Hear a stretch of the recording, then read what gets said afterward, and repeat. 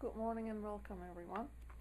As you're aware, this lodge meets at 11 a.m. every Sunday morning for a particular presentation of a topic by a student, and sometimes it is in a form of a round table. On the first and third Sundays of the month, we have a study class going after this particular hour, and we're discussing The Ocean of Theosophy by Mr. Judge. As you're aware, the books and the philosophy that was given to the world in the 19th century is still very much alive. The movement is alive, and all of the students have a perhaps deeper understanding of the need of theosophy to be in the universe, and to that end, all the energy of putting this philosophy very accessible, making it very accessible to the general public, is still the mission of the movement. It is very absorbing and does not really leave any time or inclination for side issues. We recommend it to absorb it and make it our own, and that takes effort, but it is very worthwhile because we can verify its validity for ourselves. At first we take it at face value, but later on, as we grow in understanding of it, we can verify it. And this is what they want us to do, not to accept it just as faith, but to consider it information and knowledge and make it our own. So the true theosophist belongs to no cult or sect, yet belongs to each and all. So we are brothers and sisters, and we belong to each other and to the general public at large. The philosophy brought forth for the first time showed that man is not just body, soul, and spirit, but that we have 7 component parts that make a unity, and this is extremely important in understanding as to who or what we are, so that the necessary change in our nature can be brought about. HPB and Mr. Judge worked from the perspective of Buddhi monastic mind, and we are told that generality of humanity is at the Kama monastic mind level. So this is one of the aspects that humanity is working on.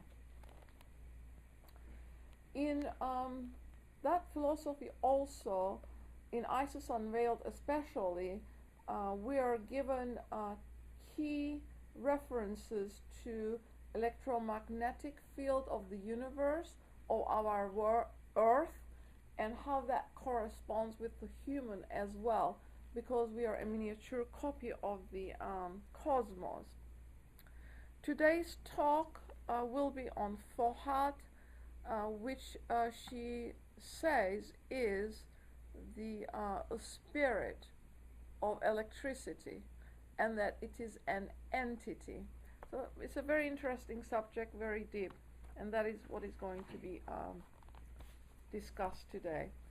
The reading comes from the Bhagavad Gita. It is even a portion of myself which, having assumed life in this world of conditioned existence, draweth together the 5 senses and the mind, in order that it may obtain a body and may leave it again. And those are carried by the sovereign Lord to and from whatever body he enters or quits, even as the breeze bears the fragrance from the flower. Presiding over the eye, the ear, the touch, the taste, and the power of smelling, and also over the mind, he experienceth the objects of sense. The deluded do not see the spirit when it quitteth or remains in the body, nor when moved by the qualities it has experienced in the world. But those who have the eye of wisdom perceive it, and devotees who industriously strive to do so see it dwelling in their own hearts, whilst those who have not overcome themselves, who are devoid of discrimination, see it not even though they strive thereafter. Know that the brilliance of the sun which illuminates the whole world, and the light which is in the moon and in the fire, are the splendor of myself. I enter the earth, supporting all living things by my power, and I am that property of Sat, which is taste, nourishing all the herbs and plants of the field. Becoming the internal fire of the living, I associate with the outward and downward breathing and cause the four kinds of food to digest. I am in the hearts of all men, and from me come memory, knowledge, and also the loss of both. I am to be known by all the Vedas. I am he who is the author of the Vedanta, and I alone am the interpreter of the Vedas.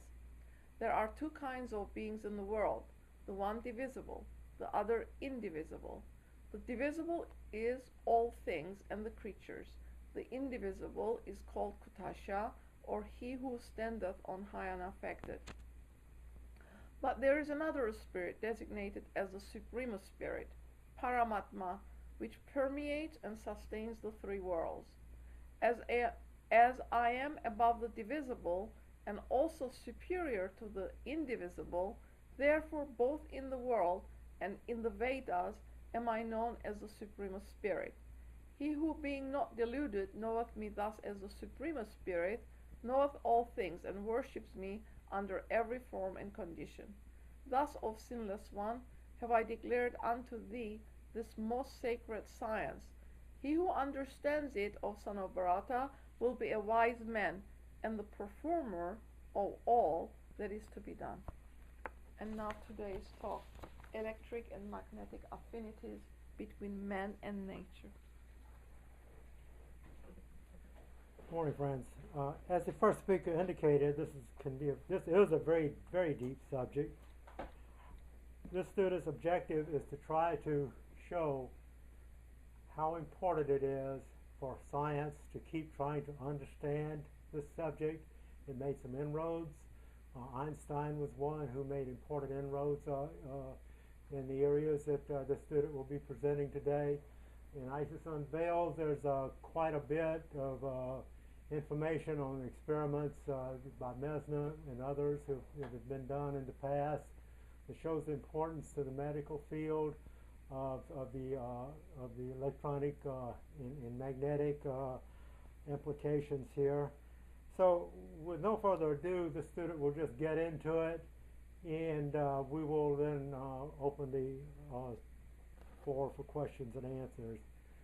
The first student also gave a reading which may not on the surface directly seem to relate to what is being presented, but in this student's mind and reviewing it very carefully, it has a very direct implication because it shows, for example, the sentence, know that she read, know that the brilliance of the sun which illuminateth the whole world, and the light which is in the moon and in the fire are the splendor of myself.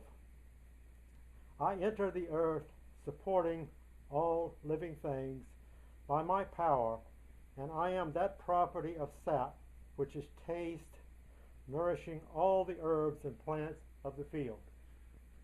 This is the student's understanding a very important process that is used by the Supreme One, which we certainly don't understand, and we will only be able to get, as Einstein said, a glimpse of the Supreme every now and then.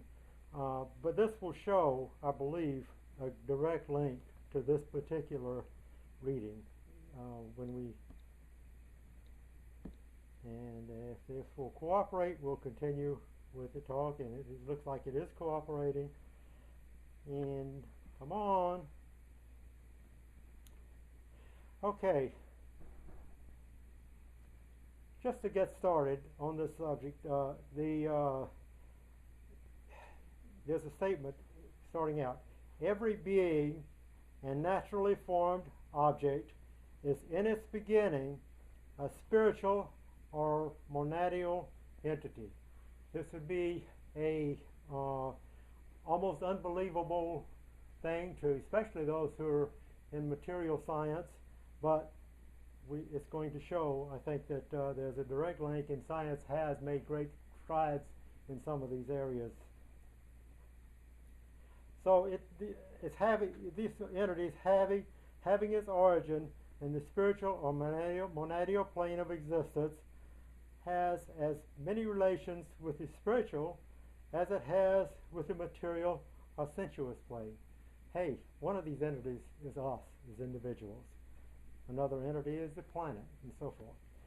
Each, according to its species, evolves from its center, which has positive and negative magnetoid relations and the essential aura of every other. There is attraction and repulsion exhibiting a strong analogy with magnetic attraction and repulsion between others of the same and different species, inanimate and inanimate nature. Wow. To go on, the existence of animal electricity is a well-established fact. The presence of muscular currents has been found in the muscles of all animals and man. One thing we know is that the phenomena of electricity, as well as those of heat and photospheres, which is light energy, within the animal body depend on chemical actions, and these chemical actions take place in the system just as they would in the chemist's laboratory, ever modified by and subjected to the same mysterious vital principle of which science can tell us nothing. So it has been established that a production of electricity constantly goes on in all the tissues of the living animal. The longitudinal surface of a muscle acts like the positive pole of a pile or galvanic battery, while the transverse surface acts like the negative pole. Every newly discovered power was previously an occult power of nature. In the systems of certain people, the accumulation and secretion of electricity reach under certain conditions to a very high degree.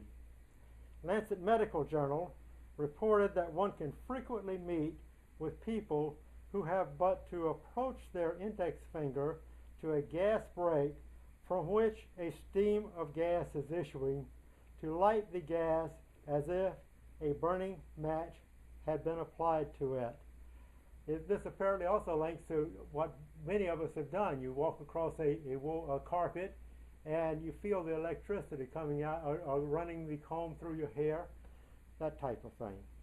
Under certain atmospheric conditions, and especially during the slightest mental excitement, it was possible to extract from the ebony black body of nearly everyone in certain regions of the world a mass of electric sparks by gently stroking their skin. When they remained calm and quiet, no sparks could be attained from their bodies. In South Africa, to link it to from the body to the world at large, in South Africa, the hot wind, which blows during the dry seasons over the desert from north to south, is in such an electric state that a bunch of ostrich feathers held a few seconds against it becomes as strongly charged as if attached to a powerful electric machine and clasps the advancing hand with a sharp crackling sound. So for a better understanding of electric and magnetic affinities, we need to look at the source of electricity and magnetism. So we'll start from Akasha, which is spiritual. It is the subtle, supersensuous spiritual essence which pervades all space. There's not a millimeter of space which is empty. Fohat is the essence of cosmic electricity. Fohat is the bridge by which the ideas existing in the divine thought are impressed on cosmic substance as the laws of nature. Fohat is the dynamic energy of cosmic ideation. It is the intelligent medium, the guiding power of all manifestation, the thought divine, transmitted and made manifest through the Diane Chohans, which are our spiritual progenitors and builders of the universe, the architects of the visible world. Okay, that's what it says. The architects of the visible world. Okay, Fohat hardens atoms. That is, by infusing energy into them, he scatters the atoms or primordial matter. He scatters himself while scattering matter into atoms. I admit, so, and so forth. It is through Fohat that the ideas of the universal mind are impressed upon matter. Some faint idea of the nature of Fohat may be gathered from the term cosmic electricity, including intelligence. As if in this regard, intelligence, modern science has come to the conclusion that all brain activity is attended by electrical phenomena. And step in the process of understanding all this on a science level that's been presented to us in ISIS and other books that HPB has left behind. For us to approach her directly to the degree we want to, and in this regard, these notes are indexed to many passages in ISIS, the Secret Doctrine, Transactions of the Blavatsky Lodge, and other publications. So if anyone would like a copy of these notes, the student would be happy to provide them to us. Just give me your email address.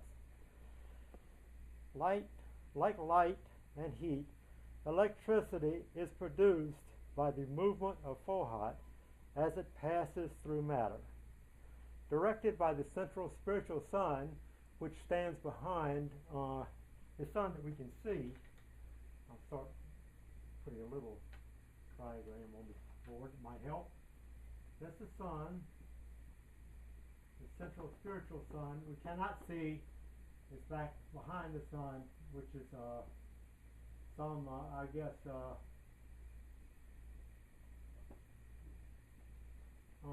those who are Christian oriented, which is the student understands many in the country, or that might be tantamount to what is called God. Okay, that directs the energy from the sun, which is what we can see, down through. This is the emission of Fohat. Okay, and Fohat, in passing through the universe, produces electricity. And this electricity comes in many, many forms. And it's attracted, but we attract certain kinds of electricity. Animals may attract some other kind, and it's getting much deeper than the student understands. But we all attract different kinds of electricity. And in a short, I'm going to just jump over and summarize what the student understands. When it comes to us, in a spiritual, let's say if we were in spirit at times, over time, there would be matter formed, crystals of matter. And this, then, the universe and also is also formed in the same way. Then we have animals and plants and so on and so forth that attract the kind of electricity that's agreeable to their constitution, and it feeds that physical form. And in turn, especially man, we'll talk about later, everything is passed back to the sun, and it goes in circles like that. That's life. Electricity is life. So it's a massive undertaking to even try to talk about this. So let's see how close to accurate that statement off the cuff was. Okay. So like light and heat, I'm going to read this again. Electricity is produced by the movement of Fohat as it passes through matter.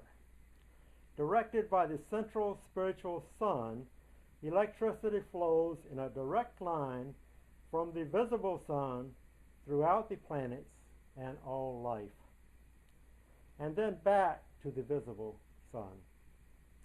Electricity, with its positive and negative charge, is the lifeblood of the cosmos and all therein. HPV points out that the essence of life is consubstantial with electricity. So under the impulse received from electric force, molecules change their relations with each other. So we have an impact on each other, etc. Molecules change their relations with each other. Either they are wrenched asunder so as to destroy the object which they formed, so are previously disturbed, or brought into equilibrium, as in the case of disease. Or the disturbance may be but superficial, and the object may be stamped and with the image of some other object encountered by the fluid before reaching them. And that's where we may have some impact on each other. And the universe may have an impact on us too, and we may have an impact on the universe. The secret doctrine notes that all these, light, flame, hot, cold, fire, heat, and water, are the progeny of electricity. Going on, all proceeds from the one universal primordial fire, and electricity is on our plane one of the most comprehensive aspects of that fire. All contains and is electricity, from the nettle which stings to the lightning which kills, from the spark in the pebble to the blood in the body. What this says is electricity, if you will, doesn't have a conscience. It's just there. It's up to us to turn that into a positive force or a negative force. We could be a devil or an angel. It'll probably say that later on. HPV explains in Transactions that life and electricity are one in our philosophy. The one life is the essence and root of all the electric and magnetic phenomena on this manifested plane. In the voice of the silence, we find that the power and the world mother are names given to Kundalini, one of the mystic yogi powers. It is an electro-spiritual force, a creative power which, when aroused into action, can as easily kill as it can create. Moving on down, let's look at magnetism a little bit. So there's one magnet in the universe, and from it proceeds the magnetization of everything existing. This magnet is, guess what it is? The central spiritual sun. The sun, moon, planets, and stars are highly magnetic, but they have become so by induction from living in the universal magnetic fluid, the spiritual light. Isis tells us that a needle can be magnetized by simply being held in the hand of a strong-willed man. That hence, we need to try to develop our willpower in a positive way. And amber develops its power more by friction of the human hand than by any other object. Therefore, man can impart his own life and to a certain degree animate inorganic objects. The ancient philosophers have at all times perceived that the sun's emanations were binding all things to itself, and that it imparts this binding power to everything falling under the direct ray of its direct ray. The sun, we see, gives nothing of itself because it is a reflection, a bundle of electromagnetic forces, one of the countless milliards of not-so-Fohat. Fohat is called the thread of primordial light. In Isis, HPV illustrates the impact of magnetism in the cosmos, in the world of communications, and among all creatures on Earth.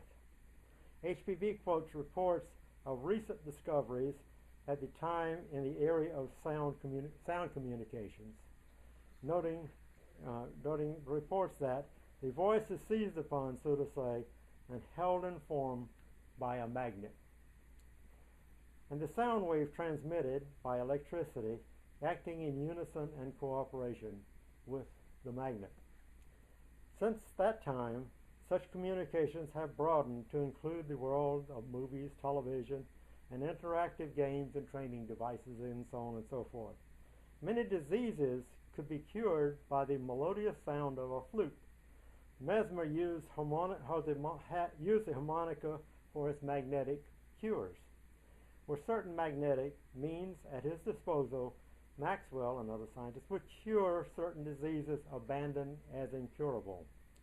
HPV notes that volcanoes as well as boiling springs were caused by concentrations of underground electric currents, and that the same cause produced mineral deposits of various natures which form curative springs. We know that between 1924 and 1945, for example, President Roosevelt exercised at the Warm Springs Resort in Georgia as he tried to rebuild his leg muscles from the debilitating effects of polio. HPV notes in ISIS that the devil is not an entity. It is an errant force, as the name signifies.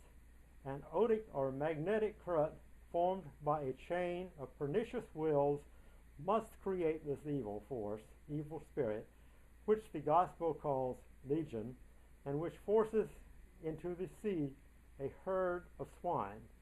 Another evangelical allegory showing how base natures can be driven headlong by the blind forces set in motion by error and sin.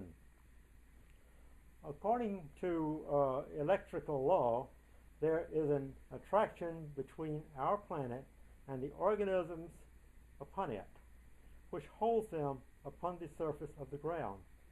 But the law of gravitation has been counteracted in many instances by levitations of persons and inanimate objects.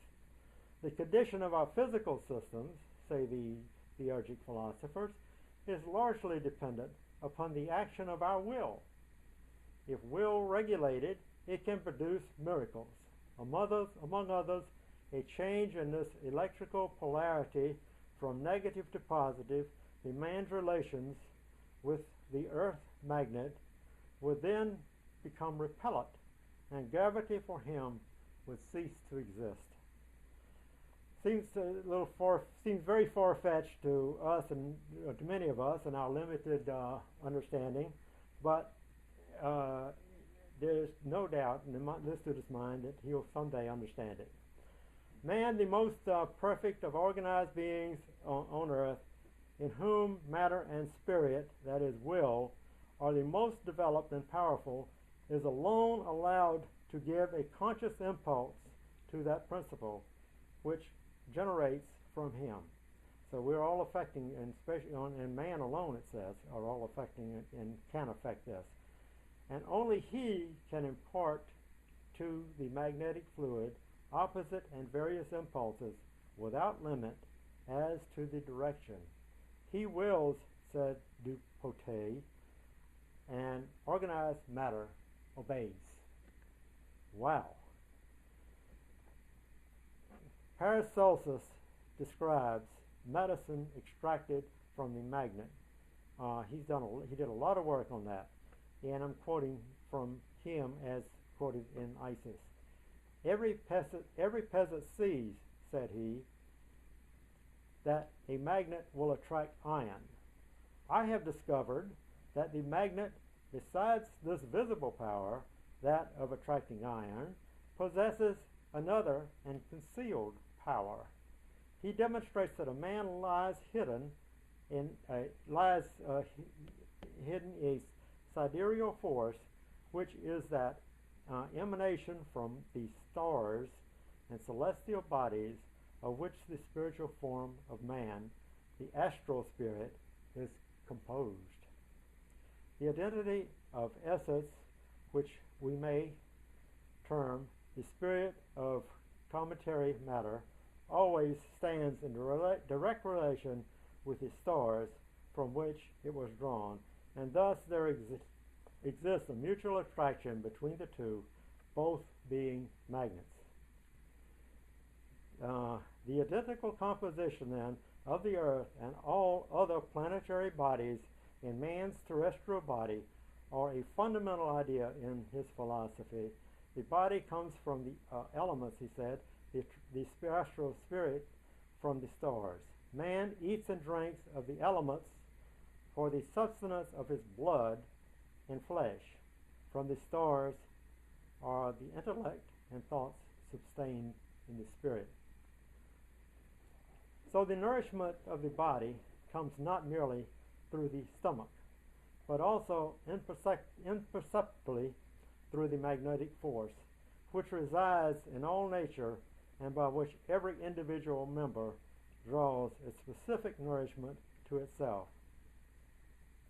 So man draws not only help from the elements when in equilibrium, but also disease when they are disturbed. Dis-ease. Living bodies are subject to the laws of attraction and chemical affinity. The sun and the stars attract from us to themselves, and we again from them to us. The spirit is everywhere diffused, and the spirit is a medium of magnetism. That pure primeval magnet does not consist in superstitious practices and feigned ceremonies, but in the imperial will of man. It is not the spirits of heaven and of hell which are the masters over physical nature, but the soul and spirit of man which are concealed in him as the fire is concealed in the flint. She says in another place that the nature exists for the development of humanity.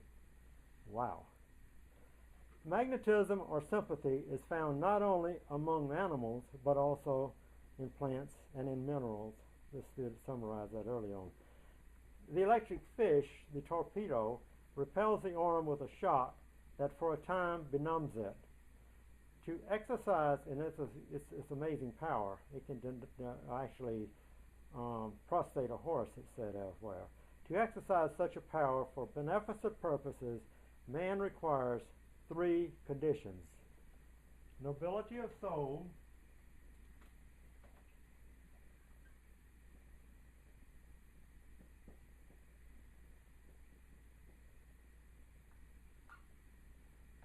okay.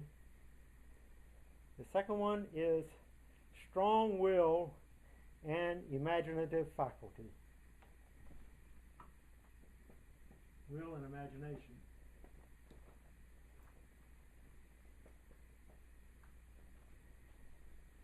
And that is clear imagination. If we imagine it, somehow we knew it in the past. We might be all mixed up right now, but clear imagination is what we're talking about. And the third is a subject weaker than the magnetizer, otherwise he will resist. So the subject has an impact on that too.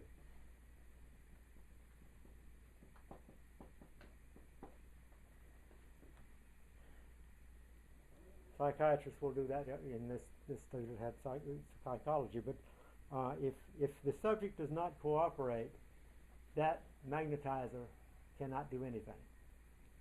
And if the subject is strong. Here's the psychologist talking. Let's see. Let's hear from the psychologist on that one. Go ahead. If the subject is stronger than the object, then what happens? Psychiatrist wants to talk with Tunjai, for example, and she comes to him and she thinks, or he to her, and she thinks, and Tunjai thinks, you don't know anything. So she's stronger than the psychiatrist. But what happens with the psychiatrist? Is he under her magnetizing these powers, or he's resisting? What's going on? If in this student's understanding, he could not hypnotize her. That's the student's understanding. No, but they could have their talk back and forth. Yeah, sometimes they talk, but can she convince him if he has or she has her own concepts. If Because her will is stronger than his, yes. Yeah, they teach very strange things, you know, about sometimes. So does, about I think so do we all. Yeah. Okay. Maybe Right. consider us odd. Oh, of course. Oh, crazy. Yeah, let us bring it to a They close, want and to then put we'll me in have some more mental talk about this. hospital a lot. When I open my mouth with psychologists, they say, Marina, you belong to the mental hospital. We put these people in Russia. We put them in. So sometimes they say to us, I mean, the psychologist is a different story. You have a point. You may have a point when you say something, but when we think of sometimes they say silence is golden, you know, maybe for that reason for the general population. But anyway, I'm not going to.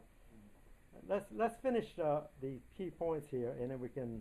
It's not but a couple more minutes, and then we can open the floor. So there are two kinds of magnetization. First, purely animal, and the other lies beyond the range of ordinary perception. And we won't get into detail on that. That's another talk on its own. But that's what we're trying to understand and develop for the future races. And that's what we're doing in theosophy, trying to understand this beyond the range of ordinary perception. So the book of the Recording Angels, for example, referred to in the Bible, in the book of Revelations, is an unmutilated record of all that was, that is, or ever will be. The minutest acts of our lives are imprinted on it, even our thoughts.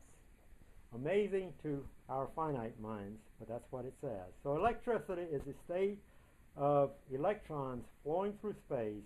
It becomes magnetic when it evolves into magnets, such as planets and the lives therein. Both electricity and magnetism are always descending into a magnetic state, and the magnetic state is always evolving into electricity and back to its spiritual origin. And so all mechanical action, all chemical action, all electrical action is the clearest picture in the world of the action of memory. Having discovered some of the laws of electricity, we may direct that fluid or force and use it for many different purposes. The above two statements alone suggest that with proper motive, humanity can derive great benefits from an understanding of electricity and magnetism as presented by HPB. As above, so below, she repeatedly said. So as we achieve a greater understanding of electricity and magnetism, we achieve a greater understanding of spirit and its penetration into matter. On the physical plane, we can come to realize that we are all electric and magnetic entities, thus leading to replacement of harmful drugs and the transference of electricity and magnetism to treat mental and physical illness. We would also come to better understand hypnotism, phenomena that occurs around us, how our aura affects each other, and how we impact each other even though we may be long distances apart. We have already seen come true major advances in communications that HPV indicated would come to pass, and the potential for far greater advances than have been experienced to date. All these possibilities, however, come with a warning that great harm can be produced by one with inimical motive who gains an understanding of use of electricity and magnetism. So for that reason, it's said that many of the secrets of nature are guarded, but it's not secret as we understand it. As we advance and so forth and become a friend of nature, nature opens herself up to us so that we can understand better what's going on and become a friend of nature, hopefully a friend of nature. Thank you.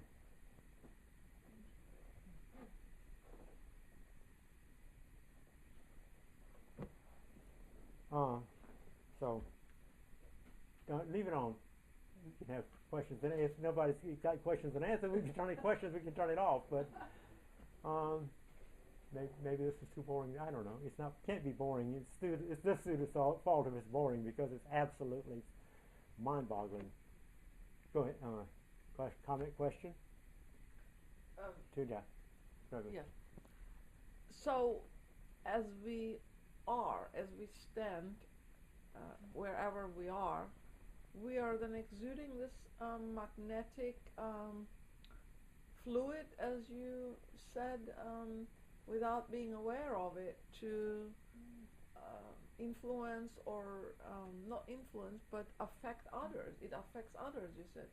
So the others is being exuded, mine is being exuded. Is that why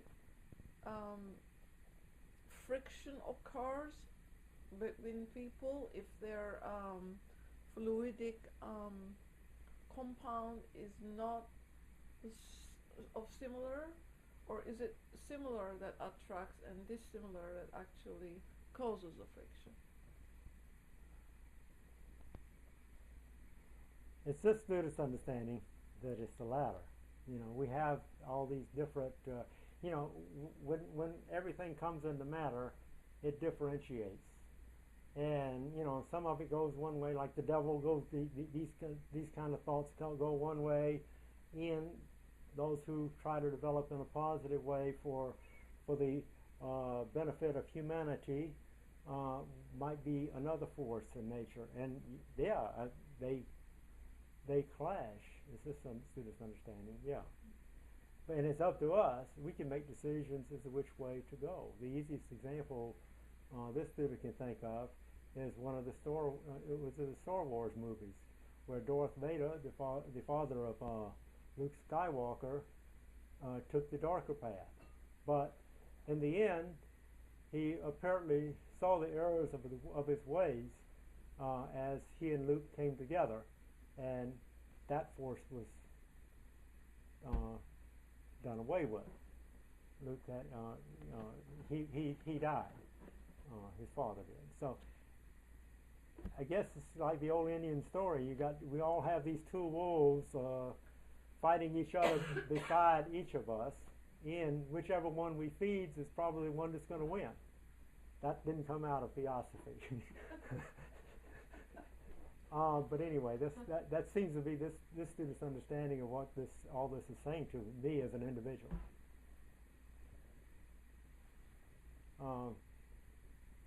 Any other comments or questions? So our magnetism, is it? It depends on our thinking, on our knowledge, on our. You said nobility of soul. Nobility of soul is a key one. Yeah. Yeah. So, and nobility of soul, it's consciousness, level of consciousness. Level of consciousness, and that gets back into reincarnation and karma and all that, because this part of us, the higher nature, which goes from life to life, is that part of us which we have perfected. Okay, that's the student's understanding, and others can chime in. Please do. That part can be, and then when we come back, we attract whatever the soul desires for its soul growth. Sometimes we come back in a very challenging situation because we need that for soul growth. Other times maybe we've done something, certainly this for soul growth, but sometimes we brought it on ourselves. Sometimes it's presented to us because we need that next level of growth. So that nobility of soul is what we need to consciously try to develop every day. Our actions, selfless. And Mr. Judge talks about some of the things that are major indicators of selfishness. And that's why the ULT platform is what it is. We don't say who it is, and that goes back to really the Neoplatonists and so forth. It's not important who says it, it's important the philosophy we're talking about. So that nobility of soul needs to be developed. Selflessness is very important. Action at all times, at the right time, for the good of humanity in general and for the harm of none. Almost impossible to do, the student finds in most of our stages of development, But we've got to keep trying, and as we try, the laws of nature will work with us and help us develop that in the masters and so forth. So that we develop our will at the same time, and that again, what we perfect goes from life to life. Did that help? Yeah. Okay. So it's self-induced, self-devised, is what Exactly. you're saying. Well, does that That goes back to the declaration where those words are stated. Go ahead. So that nobility of soul then is also an expression of the paramitas. Is that what you're really saying? Exactly. That the soul has developed to that degree that it incorporates those principles within itself. You said harmony, charity, altruism, that kind of stuff. Exactly. So Thank that's the paramitas are right there in the voice, and it's the gate, the keys. We have to have 7 keys. The 7th key is the key when we're perfected. But there are 6 gates that we have to go through, and you named a few of them. Yeah, we have to get ourselves perfect, and we work on all of these 6 steps probably all of our lives, you know, in one way or the other. And maybe it's said that they can come together all at one time when we have gotten to the point where we can, where we qualify for that 7th key. Perhaps that involves a threshold. Perhaps involves a threshold of your effort, that it's cumulative and it adds, and over lifetimes it assimilates and accumulates, so that when you reach that level, to the student understanding, it's an internal process that you're describing, right? Of course. So we unfold from within to out. without. So, We so often think of without, within, but only without, for example, the masters can only help us. They cannot make us do it. We have to do it ourselves. We have to learn ourselves. Well, I thought the help comes when we have earned it. That When we they earn it. never interfere with our karma. They leave us to work Absolutely. When the student is ready, the master will appear. They do not interfere with our karma, no. Our karma is there to teach us something, and we have to learn the lesson ourselves. I just have a general question. How is this different from the actual electricity or magnetic fields generated by the ions in the matter? By the what? Generated by the ions in the matter. For example, everything materialistic. You mean they our have- electricity as we know it? I mean, this idea that you explained. How is this different from the actual magnetic fields that all the matters have around them because of having cells and atoms with ions? Mm-hmm. HPV explains. There's a question, and I hope I can find it real quick, and it's in this information. That in terms of the highly spiritual magnetization and electricity, there's really no link between what we see as electricity and magnetization and that out there. This is not directly responding to your question, I know, but you know, we can understand it a lot better, I think, if we understand on the physical plane. But the spiritual electricity is different. That's the student's understanding. Could you please restate your question and see if we can discuss it a little bit more? Yeah, I guess the idea is you can physically measure with instrument the electromagnetic fields around humans or animals or even plants.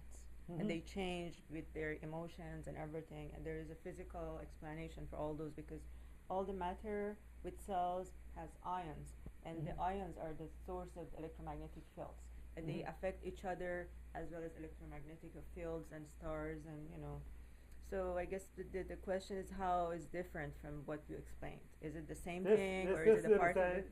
This is the student's understanding that it's the same, but that should spark a question from another comment. I would think. I think you're talking about what this is talking about.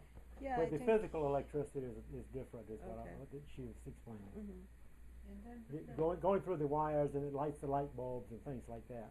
I understand the spiritual level is more subtle. Probably it's similar laws, but they are. I don't know. Do we have mechanisms right now, devices to measure it? Maybe we don't. Yes, we do. We do? You can actually measure. You can measure. You can change the pH. You can affect the radio waves with your electromagnetic I mean field. physical level, yes. Yeah. On the We're not physical talking level. about On the spiritual level, On we spiritual might get a level, glimpse of what it's like at the spiritual level. I don't know. primordial level. is- Primordial level. Yeah. That disseminated first principle that is inherently the motion of the universe. It's the outbreathing of the great source. So that no one accepts to this student's knowledge at this time in the scientific world, because it is not something that you can see, feel, know, understand with your physical senses. It requires that third eye, the inner capability of the perfected man, where the third eye expands and gives you access to what is behind the visible. In other words, the cause is not observable with physical eyes. It's the effect that we're observing. This magnetic field and electrical field that we observe is the effect, but the cause is always hidden because it is invisible and it is not measurable in the physical sense because it is not physical. As Marina said, it is very subtle. Only your spiritual eye can see it. But maybe someday we will be so developed, so we can measure it. Who knows? With what instrument would Well, you measure it?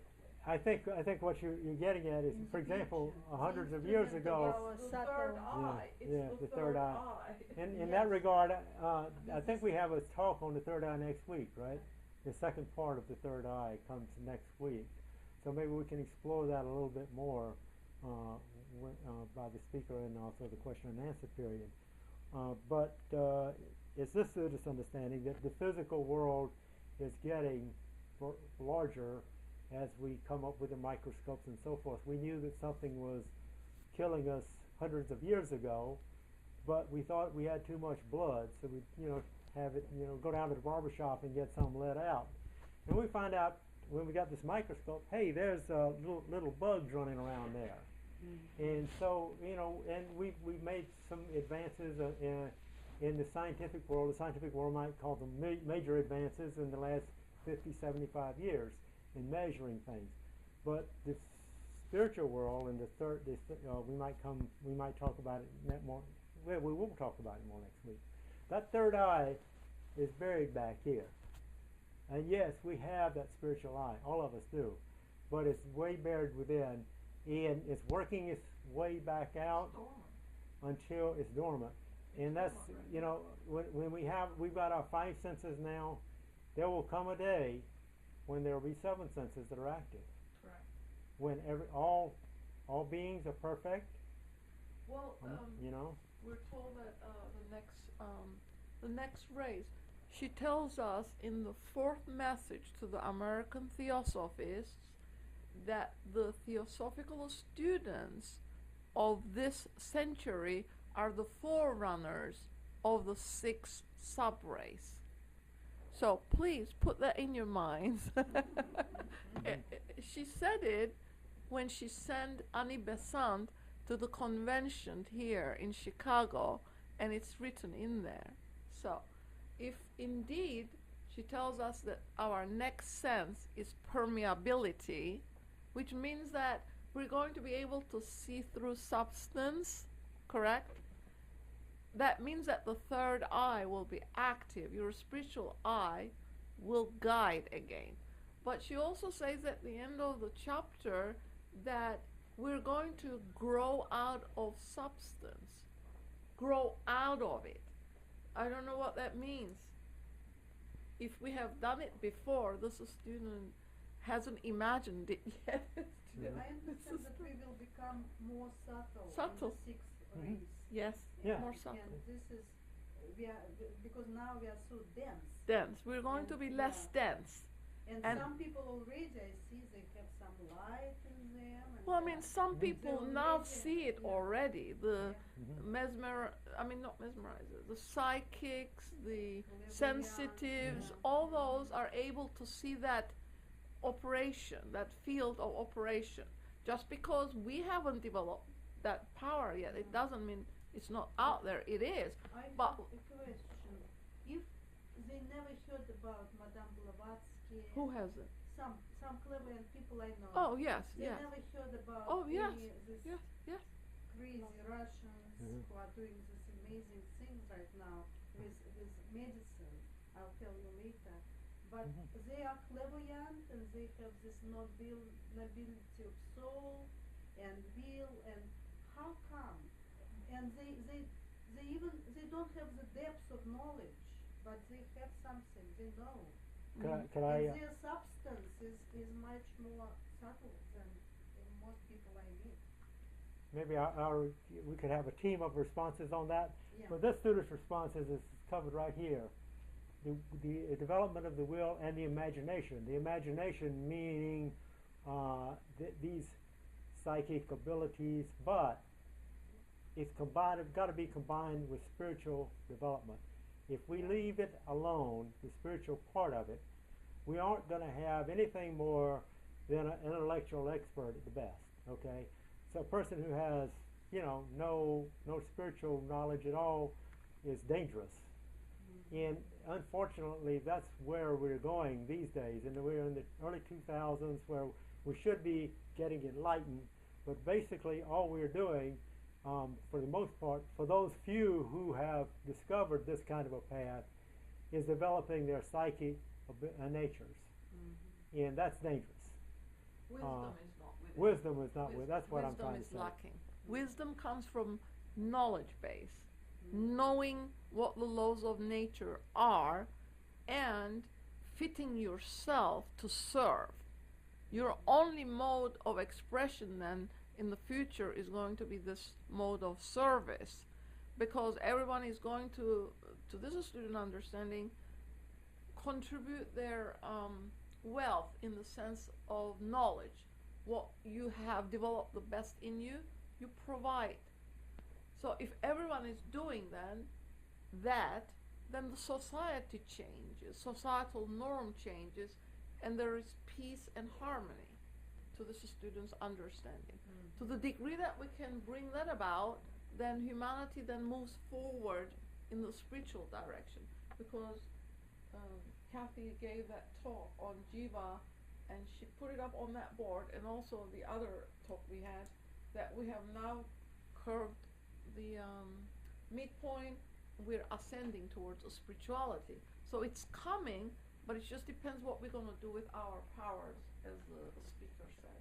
Yeah, and there are cycles within cycles. This student understands that we are now entering the up to 2040 of this, I've been told, a period where the truth has gotten even more vulnerable than it has in the last 100 years.